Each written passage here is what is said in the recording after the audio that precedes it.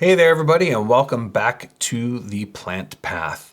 So last week I did a discussion on this concept of the spring cleanse, and was talking about a little bit as to whether it's really an appropriate thing for us to do in our modern culture, in that most of us these days don't really live, might say, more of a traditional lifestyle where we're, growing our own food and eating locally and seasonally.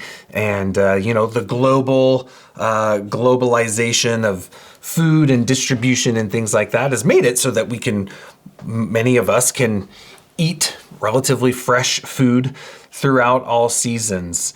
But a lot of you were interested to learn a little bit more about this concept of the spring cleanse. And while I mentioned some of the overarching qualities and characteristics of herbs that would fit into this category, I didn't really get into some of the specific herbs. So I wanted to take some time and spotlight my top 3 favorite spring tonic herbs. So as I mentioned last week, and if you all didn't see that video, be sure to check that out. The link will be in the description below for a little bit more general information about the spring cleanse.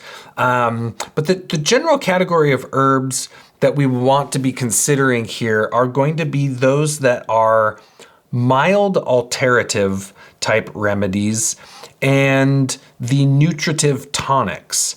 And the reason this is the way I tend to think of it, the reason these are the 2 primary categories that we want to consider is because as winter progresses, and especially as people lived more traditional lifestyle, they're going to tend to accumulate things throughout the winter.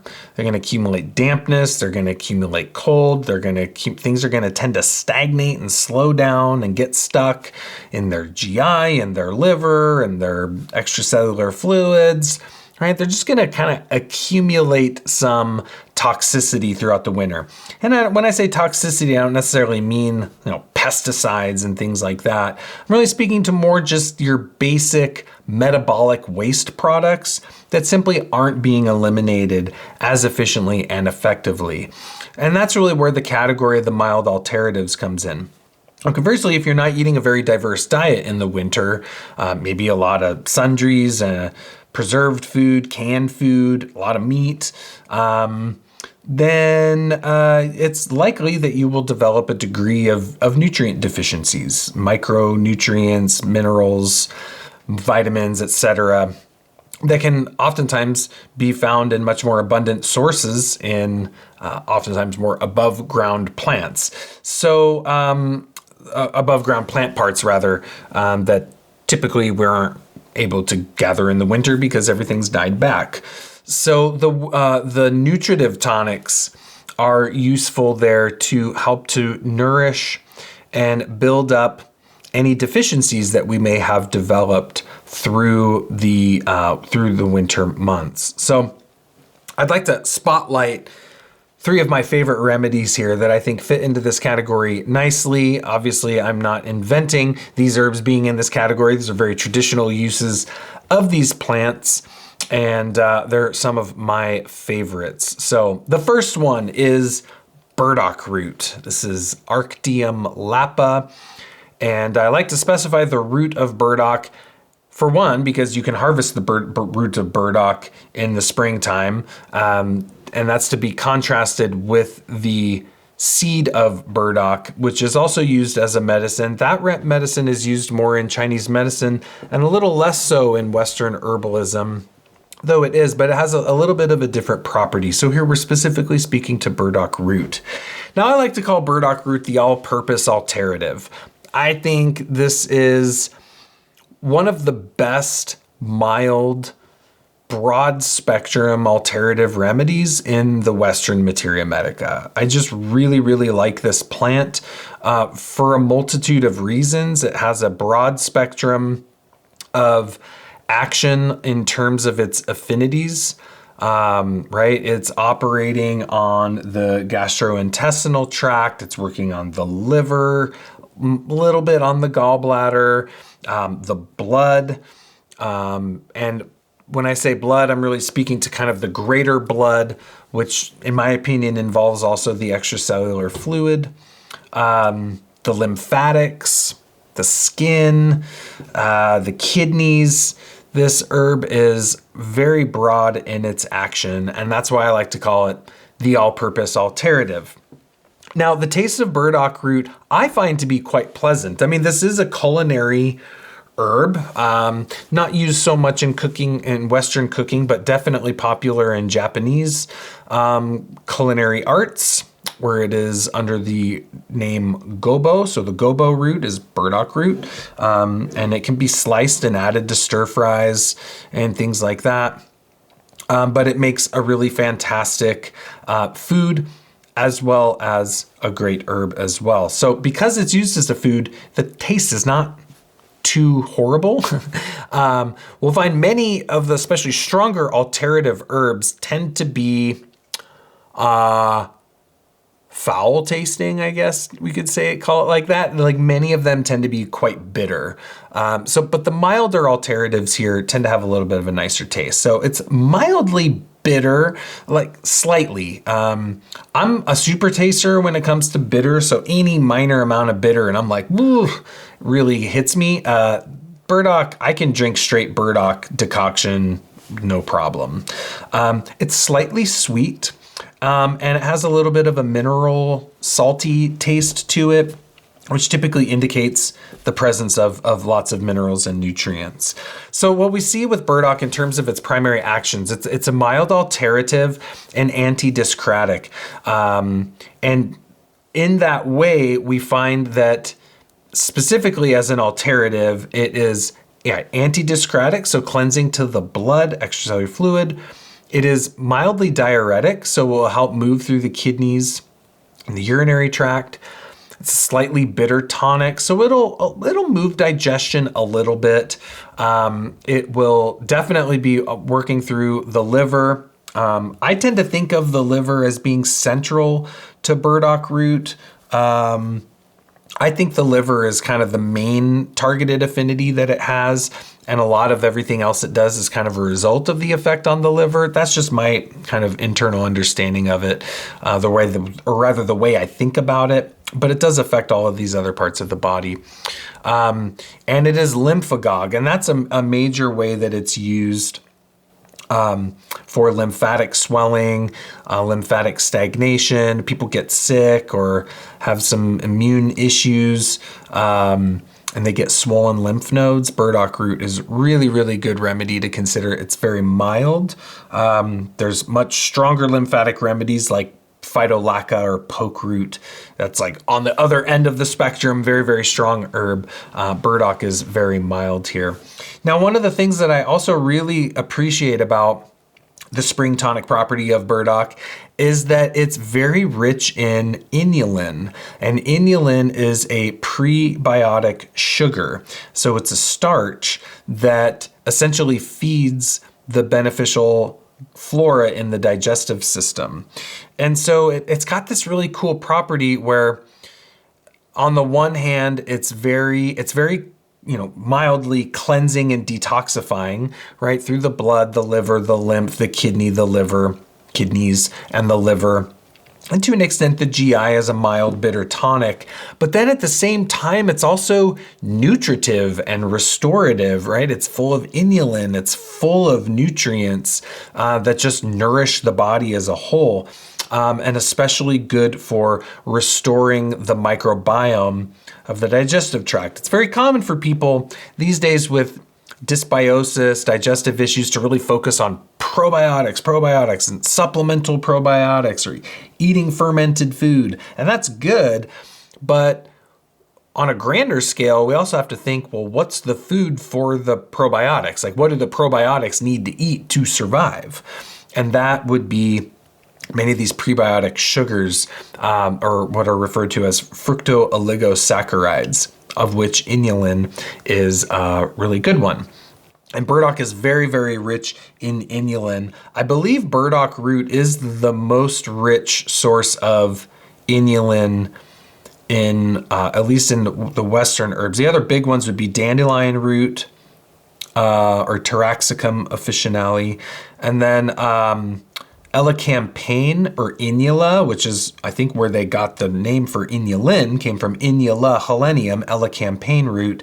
Also very rich in inulin, but elecampane has a little bit of a stronger humoral effect, and inulin is water soluble, so you have to take it as a water extraction, a decoction. And elecampane really tastes pretty bad as a decoction, so not an ideal form. Burdock's a little more neutral and easier to get in for that inulin. So I like burdock there. Chicory is another source of inulin that's worth considering, though it sometimes has a bit more of a stronger bitter taste. So I like the burdock dandelion root combo for the prebiotic effect. So I tend to think of that as GI restorative, prebiotic in its actions. So very interesting combination with burdock in that it combines, and all the herbs I'm going to talk about today are a combination mild alterative, nutritive tonic. So it hits the categories we want.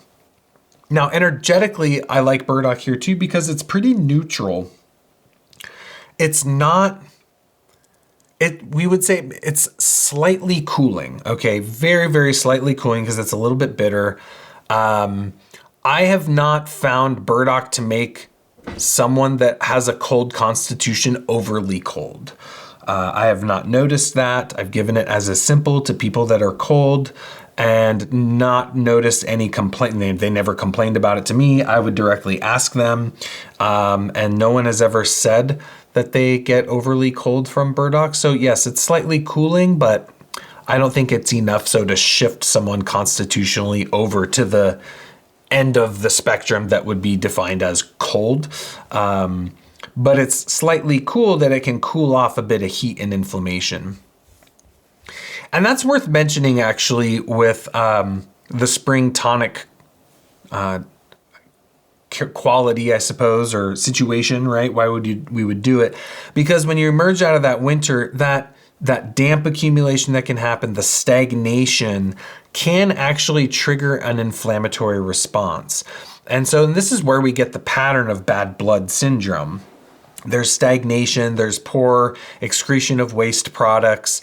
Those accumulated toxins or waste products can trigger an inflammatory response. So you get heat on top of that dampness, and that can be that damp heat pattern is a very common characteristic of what the old doctors refer to as bad blood syndrome. So that slightly cooling quality of burdock is good. It is slightly moistening, but again, if someone's overly damp, I don't find that burdock is going to make them more damp. It's not going to exacerbate the dampness. So that's why I say it's neutral energetics, because I really don't find it aggravating to anyone from an energetic perspective. What I do find is that some aspects of it seem to be moistening and some aspects of it seem to be drying. So it's slightly diuretic. Well, you're eliminating fluids. I have found burdock to be very effective for people with damp heat type skin conditions. So the weeping eczema, a pus-filled boil, oily acne, right? These would be seen as damp heat type skin conditions. Burdock can be fantastic for those. Conversely, it's also very good for dry skin conditions. So dry, itchy eczema, dandruff, if there's a gallbladder problem with the dandruff, or just dry skin. It seems to have an effect on the oil secretions that I don't really know how to explain. I don't know what it's doing. I almost wonder if it's like a sebaceous gland amphoteric, where if the sebaceous glands are over secreting and causing too many oils, it can kind of tamp that down, or if they're under producing oils, it can ramp that up. I'm not really totally sure how to explain it, but it is useful for both dry and damp skin conditions. That is a key indication for the use of burdock. Lymphatic stagnation is a key indication. It's used for, post-infection lymphatic stagnation, or, really during infection lymphatic stagnation. but also chronic conditions that can tend towards lymphatic congestion, growths, things like tumors and cancers. This is obviously, it's not a cure for cancer, but this was a featured herb in the old Hoxsey formula, which was a classic herbal formula used for cancer that essentially is an alterative formula. Great remedy to consider for dysbiosis. And again, I love the combination of deficiency and excess. Like, it can treat excesses in the form of stagnation and opening up the channels of elimination to relieve those excess accumulations.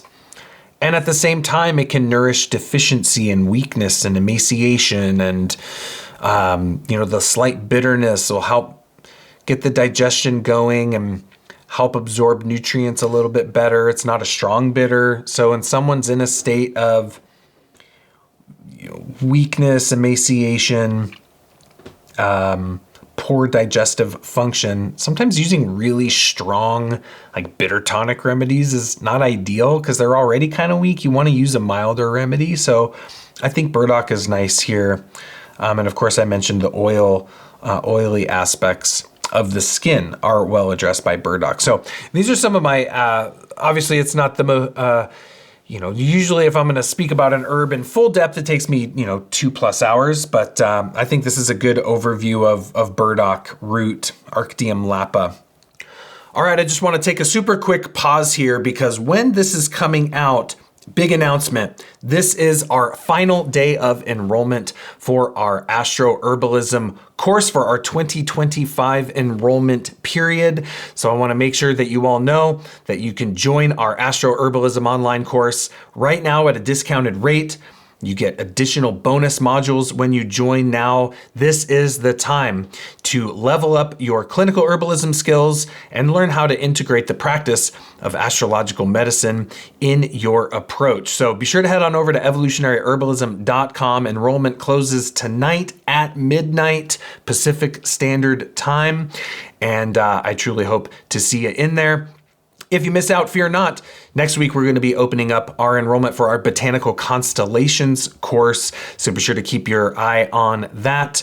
We'll be sending out an announcement. If you're not on our email list, if you're watching or listening anywhere other than evolutionaryherbalism.com, be sure to head on over there, sign up for our email list so that you can get all of the announcements and updates when we're doing open enrollments. And you also just get updates when we're publishing fresh content here on the Plant Path. So with that, let's get back to talking about my top 3 favorite spring tonics.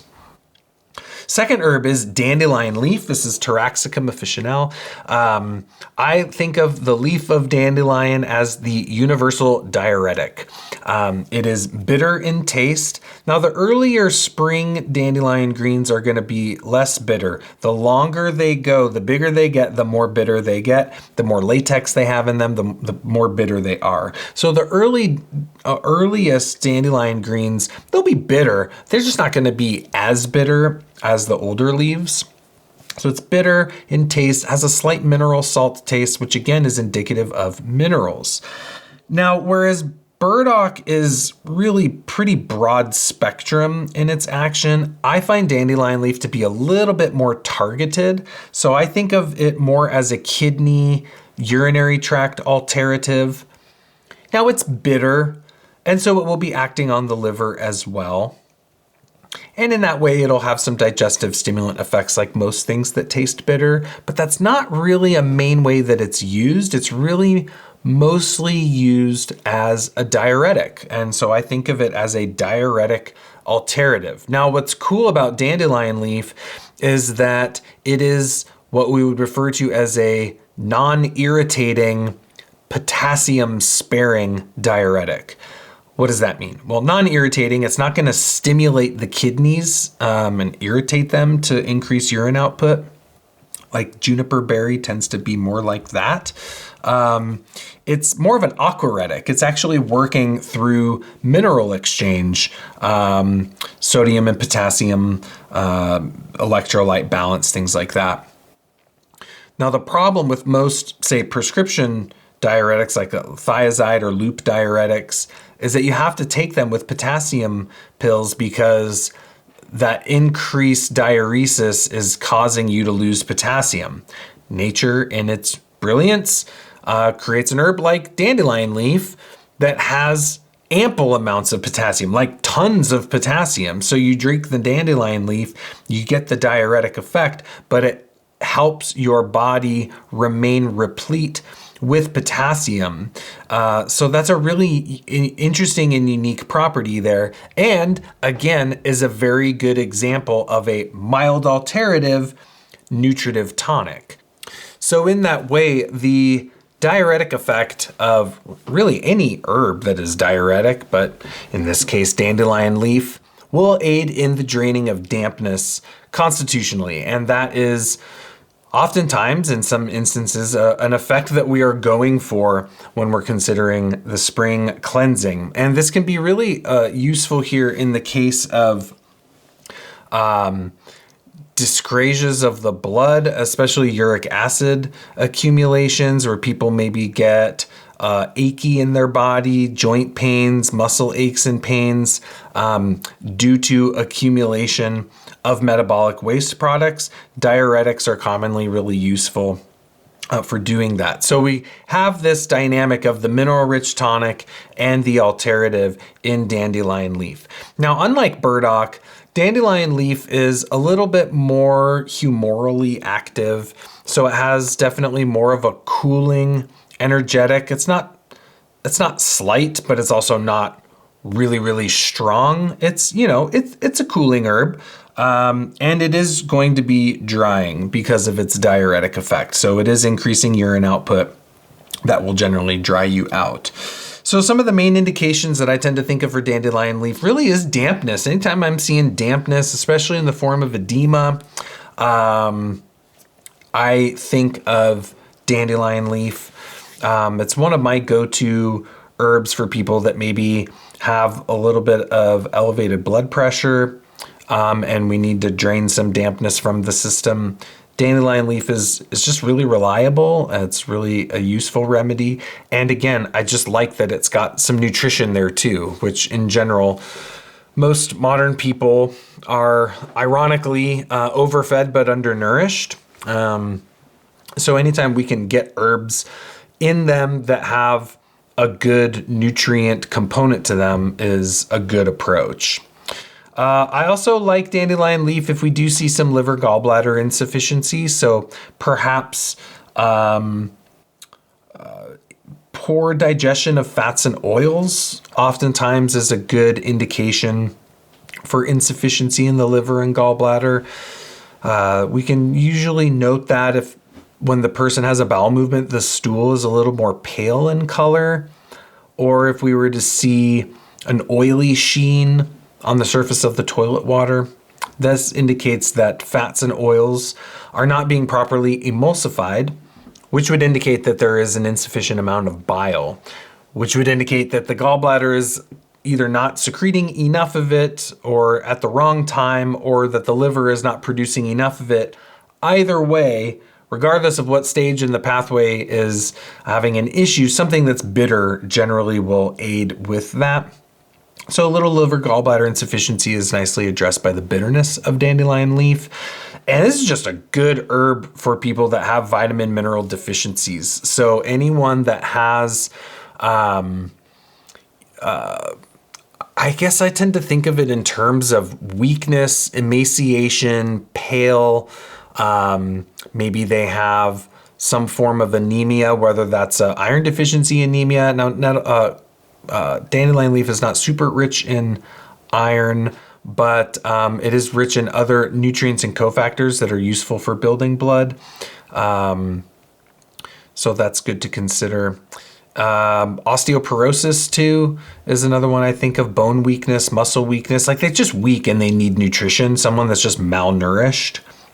Very useful there. And because it's cooling, it'll help clear heat. So it can be very useful for those heat patterns, like I mentioned under burdock root. If someone is having some expressions of heat alongside that dampness, that's even more of a clear indication where dandelion leaf is a very useful remedy to consider. So Love this one also because it literally grows everywhere. I mean, I feel like I've traveled, I wouldn't say I've traveled all around the world, but I've been to some places in Europe and some places in South America and traveled all over North America, and almost everywhere I go, I see dandelion, right? It's like so readily available. And I think those are the very useful herbs for people to be aware of that just grow outside most places. Good remedies to know about and to use. The last remedy I want to talk about here is one of my favorites, nettle leaf. How could we talk about spring tonics without talking about nettle leaf? I think of nettle leaf as the mineral powerhouse. This is, I think, one of our most potently nutrient-rich plants.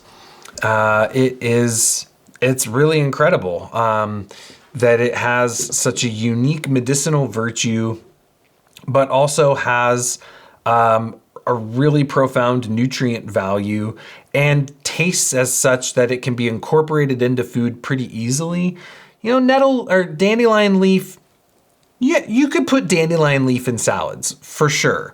I encourage you to mix it with some other greens. Otherwise, your salad will be quite bitter. And you usually want to mix it with a dressing that's going to have some, definitely like an acid component to it, whether that be vinegar or citrus to kind of help cut through the bitterness. But nettle leaf, I mean, you got to cook it. Otherwise, your mouth and lips and tongue will tingle uncomfortably for a long time. So always cook your nettles when you're consuming it, but it can be braised and stir fried, put in soups and stews.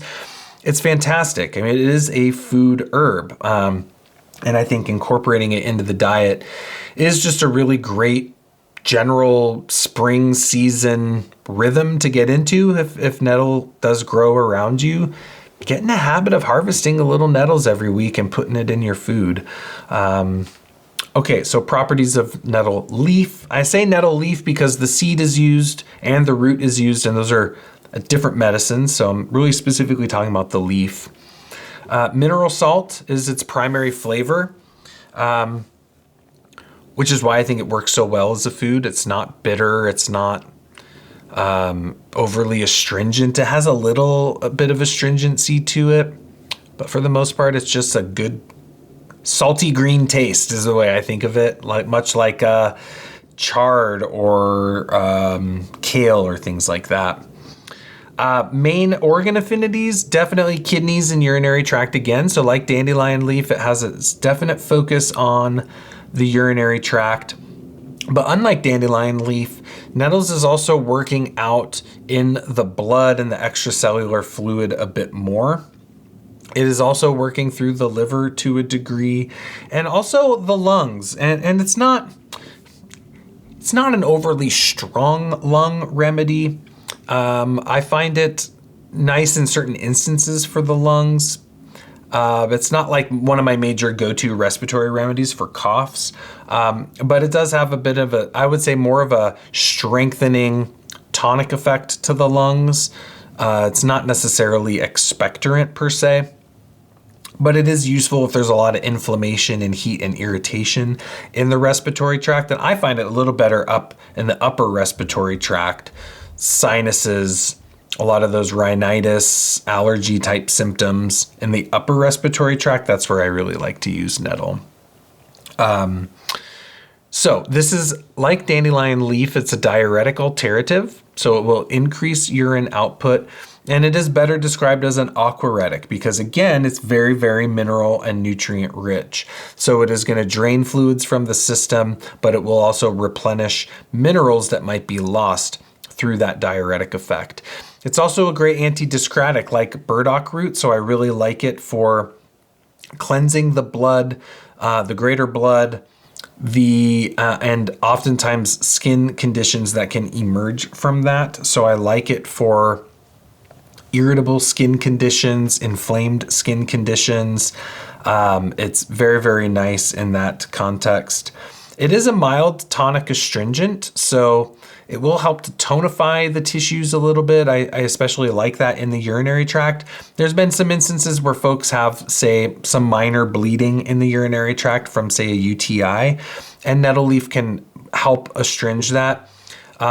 For that purpose, I like to combine it with something like yarrow or shepherd's purse, but nettle does have some tonic astringency that can be useful there too. I also think this is why it's helpful in the upper respiratory tract, the really drippy, watery, mucousy sinus type situations with allergies is very nice because it stabilizes the mast cells. So nettles is very nice for those histamine responses which are, essentially the root of allergic issues.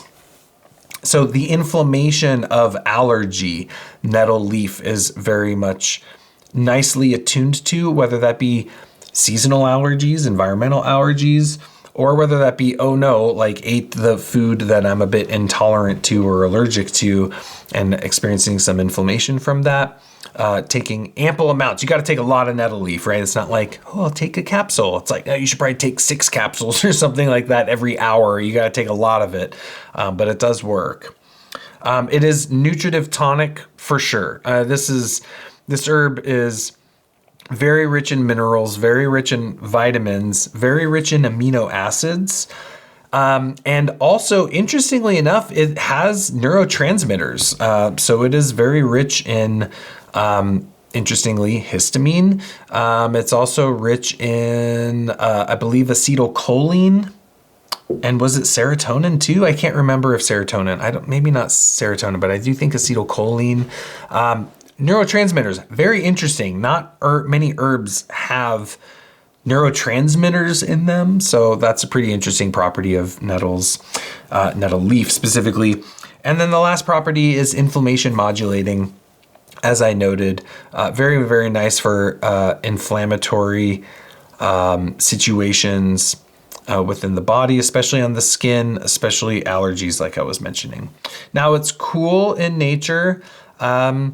I don't think it's so cold it's going to make someone cold. It's cold, it's mildly cooling, certainly drying because of its diuretic effect, because of its minor astringency. It's drying, and then it's tonic. So tonic astringent, but also tonic in terms of its nutritive effects.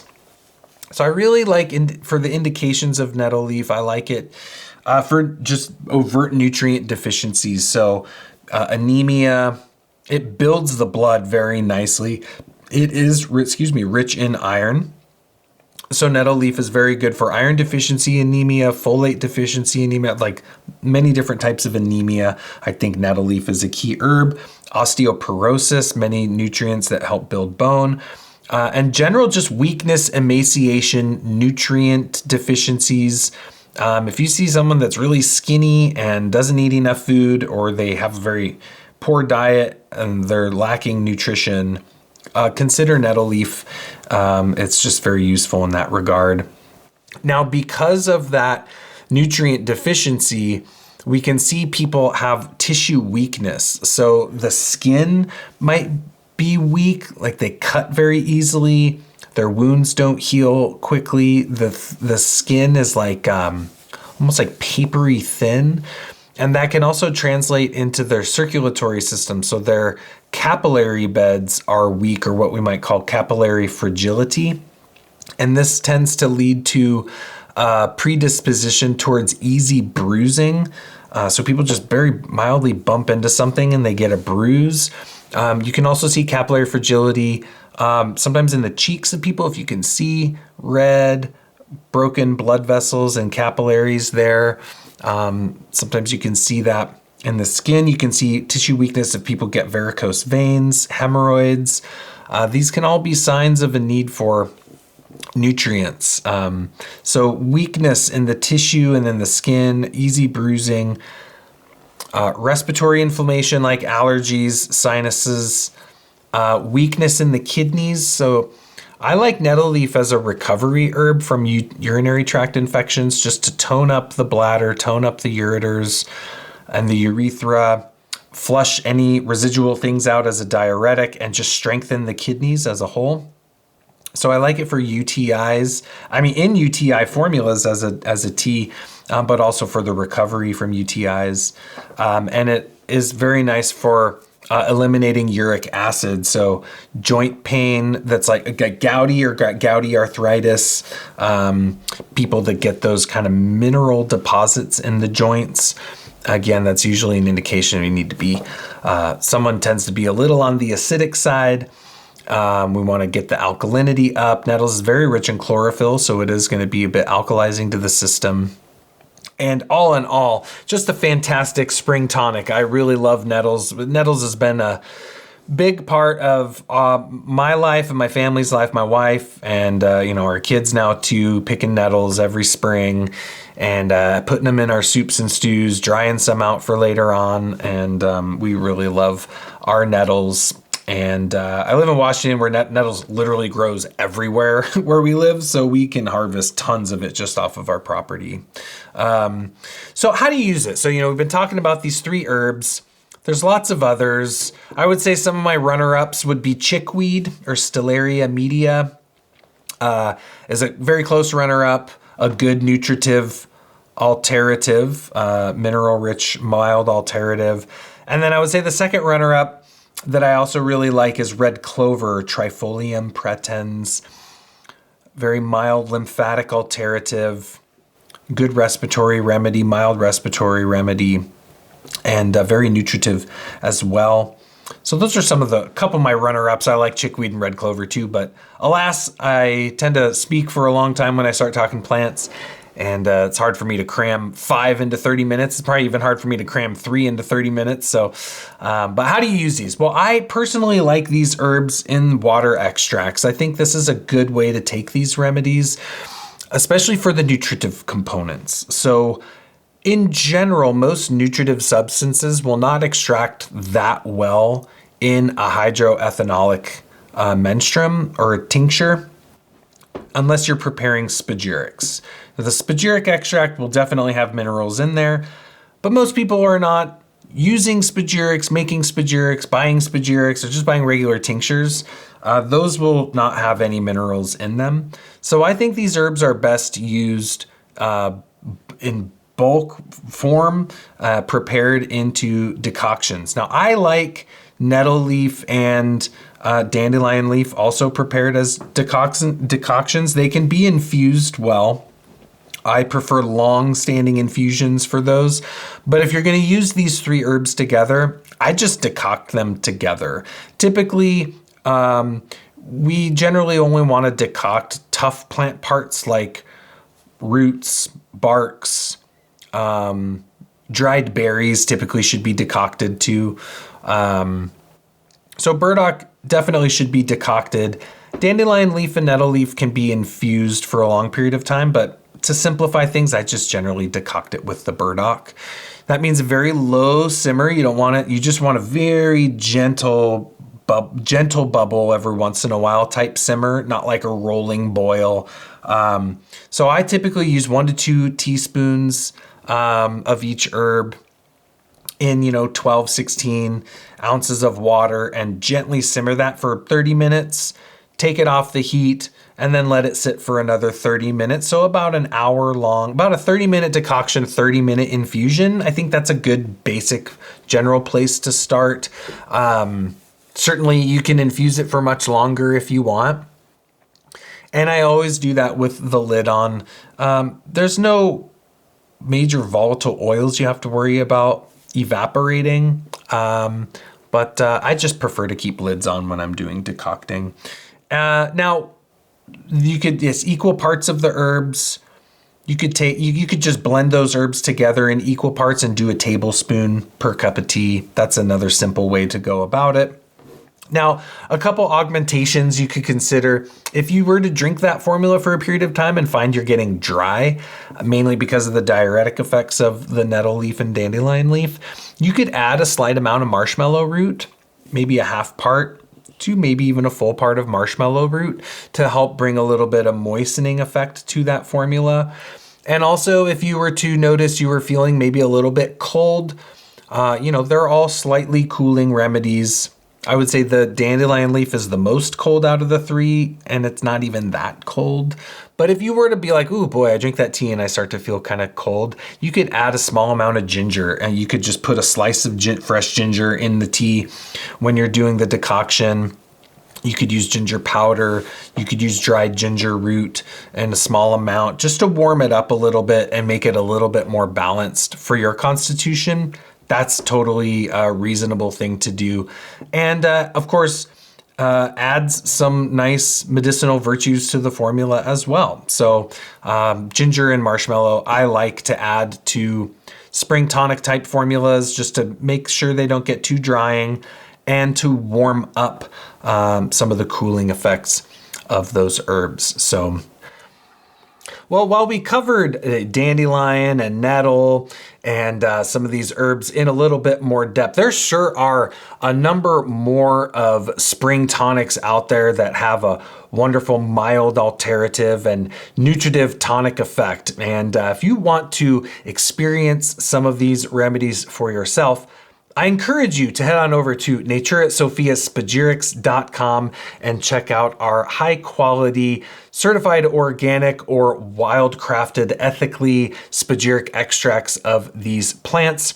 We have a wide, diverse spectrum of herbs available there in simple spagyric tincture form, spagyric essence, as well as more complex formulas to address the primary challenges that you or your loved ones might face in your health. So I encourage you to head on over to naturesofiaspagirics.com and start working with some of these remedies yourself, because it is truly the experience of herbal medicine that helps you to integrate that knowledge that you have up into your head and bring it down into your heart, where you can have a deeper level of not just knowledge, but understanding of the plants that you rely on. So check out Natura Sophia Spagirics for your best quality spagyric herbal extracts.